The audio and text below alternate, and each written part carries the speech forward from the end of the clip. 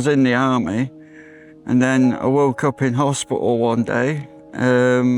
Couldn't talk or anything, but I've been told that I'd actually been on guard and got the rifle, shot myself under there. Thanks for coming on, Darren. I know we've briefly met before in Headway, which is obviously a brain charity that you're associated with and you go to. Yeah. What an amazing charity that is, by the way. Without a doubt, it's helping me and loads of people. We met and we had a brief talk, and you was telling me about your injury and about how you sustained it. I'm not gonna lie, it stayed with me since that point. It really did. Yeah. The point that stayed with me more than anything, though, was the fact that you was so humble about it, first and foremost, but also as well thankful. And you said it yourself, like from that moment on, you had a completely different outlook, and every day you appreciate. Yeah, like I've said, every day I wake up is a bonus, so enjoy life, do everything you can, and just look forward. Yeah, I've got a brain injury, lots of people have. Yeah. But most of them think better of life now than people who haven't. Yeah, that's true. Might be a strange way of looking at things. No, I speak to quite a lot of people, and through different injuries, whether it's like a heart transplant or anything like that, where it's so dramatic, people do have a different outlook in life. Yeah. And I think it sort of gives them that perspective, doesn't it? Every day we're alive now is a good day, so the only way is up. Would you mind telling me a bit about how you came to have your brain injury? I was in the army, and then I woke up in hospital one day. Couldn't talk or anything, but I've been told that I'd actually been on guard and got the rifle, shot myself under there. Wow. And take the hat off, enjoy the sun. That divot there is where the bullet came out. Wow. Can you remember doing it? I can't remember anything about it, but I think that possibly maybe my mind blocking it off because it was a bad thing. But I'm happy that I can't remember doing it, which might be a strange way to look at it. But it also means that I can't remember why I did it, which means I can't think of wanting to do it again. Yeah.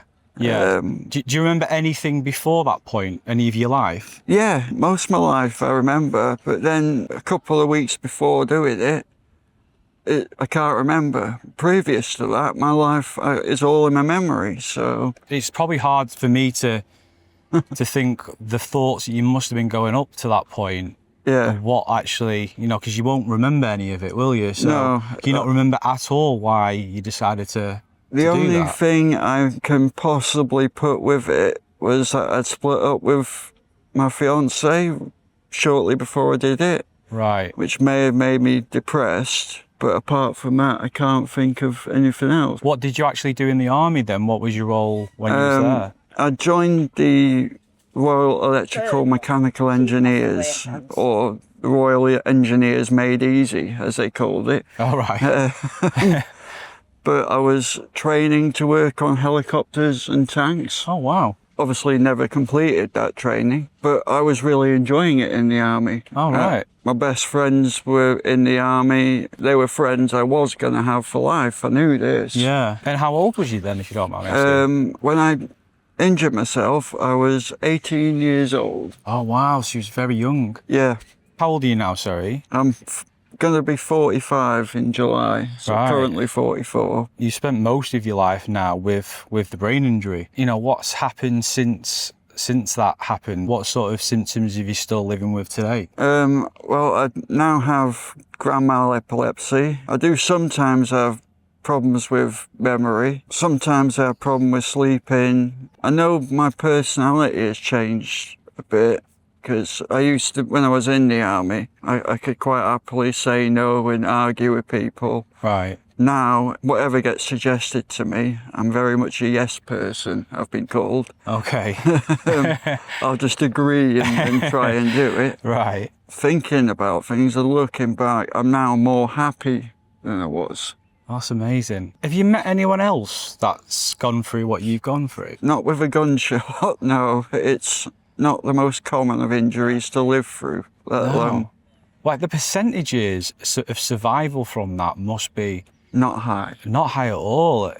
And you sort of think that what, it's a miracle, isn't it, that you survived that? Yeah, more of a miracle that I can walk, talk, and do things like this. It's still, I assume, allowing you to live a life that is still normal to some degree, isn't it? Yeah, I can still live most of my life without a problem. Was you still in the armed forces then when this happened? I've been told that I was actually on guard on base, so they'd given me a rifle, and I was out on guard with another person. This is going to sound very naughty, perhaps even not nice, but I've got through my injury pretty much fine. The person I was on guard with suffered from PTSD. From seeing what I've done to myself, it caused them. Because this is often the problem that a lot of people, and again, I've never experienced it, but a lot of people say it's not just the person that obviously decides to make that decision, but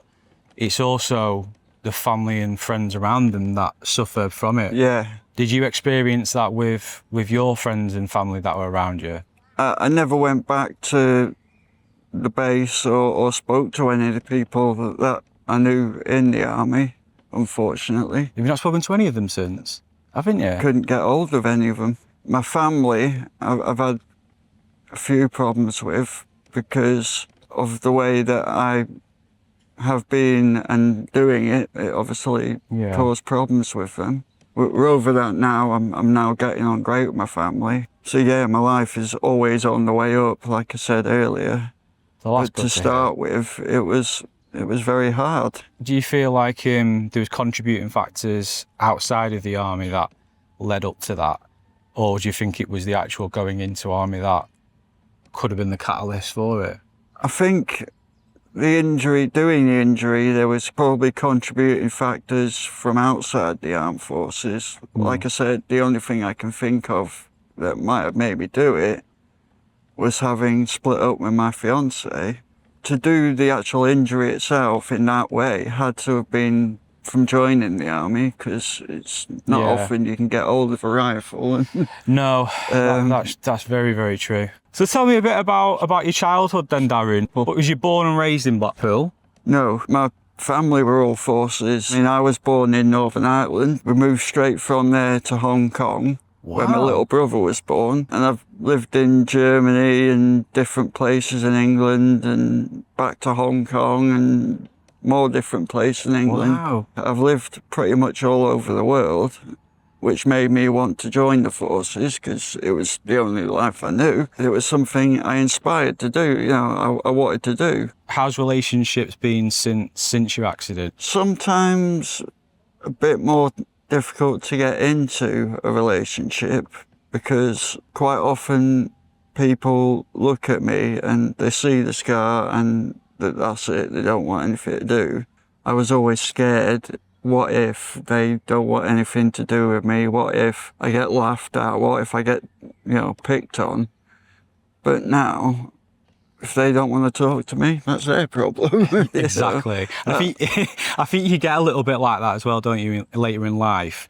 Because we're all a bit self-conscious in one way or another, but when you get older in life, you just think, Sodom, if they're basically, if they don't want to talk, that's their problem. Yeah, exactly. I don't care. That means that they're not worth me talking to as well. So Exactly. So how long have you been going to Headway for then? Because I know that's obviously where I met you. I've been going there for a few years. Excuse me. I've been really enjoying it. I've met loads of different people there. I get on with them all. We do lots of activities. I've made better friends in Headway, and it will be because of shared problems we've had than I've ever had before in my life, because of we're suffering from similar problems. I think it's amazing. Yeah. I've one thing that I've experienced by doing this is the greatest thing that anyone can do is join groups and speak with other people that can understand and relate to you. Because if they can do, you find that you can open up a bit more because they get what you're going through. I can assume you probably have some frustrating times, you know, with maybe your epilepsy or some of the difficulties you have, but, you know, you can at least share them with them because they're going for the same stuff, aren't they? Yeah. If someone's watching this and they are suffering with mental health or depression and they're having them same thoughts as yourself, them suicidal thoughts, what would you say to them? What advice would you give them? Don't think that way. Always think better. Every day is a good day. And if you need someone to talk to, there's going to be things like Headway where you'll find amazing friends and groups of people. As I say, I've been with Headway for a few years now, and whenever I felt down even slightly, just going there and chatting to the people not only brought me up, but put me on a higher level than I started off with. Have you ever spoken to someone and had that conversation with them that is suffering with, you know, mental health? I think I've spoken to one or two people, and I have actually advised them to join us at the Headway group. Oh, right. One person has. They've come in and they've stayed going to the Headway and they've thanked me. Is there anything that you would love to do? Well, a basic thing, a basic start-off thing, Yeah. which I know may not sound all that incredible to some people. No, go on. But to start with, I'd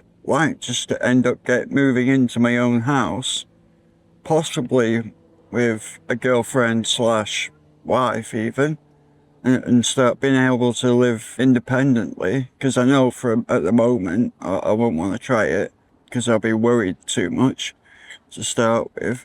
Want to start learning with things that I was into when I was a lot younger, by which I mean before getting back into working with computers, possibly going on to doing engineering, probably not with tanks and helicopters, but doing engineering again, so maybe with cars / motorbikes or whatever.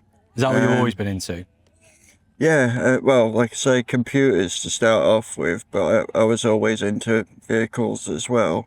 Maybe one day, if I can find a lady very, very rapidly, but before they hit too old an age, maybe even having a child would be good, because my brother's got 2 kids. I'm looking back on that thought now, thinking maybe I wouldn't want a child, because looking at his kids. However, yeah, it's not easy. yeah. But Darren, as we're coming to a close of this ride, there's always a tradition we like to finish off with. You're not allowed to pour anything over me or put it in my face. That's the end of the tradition. Yeah, it's not a dare. It's not a dare or anything, don't worry. But it's one piece of wisdom that you would like to pass on to a younger generation. What's that one piece of wisdom? Wisdom, not sure if you'd look at it, but always look forward. If you keep looking back, you're going to trip over what's in front of you. If you keep looking forward, you'll always make your way. I like that. And I totally agree with it. I live my life by that, if I'm honest with you. I think you can dwell on things from your past that you can't change. It's in the past. What can you do about it? Look forward and enjoy what's now and in your future.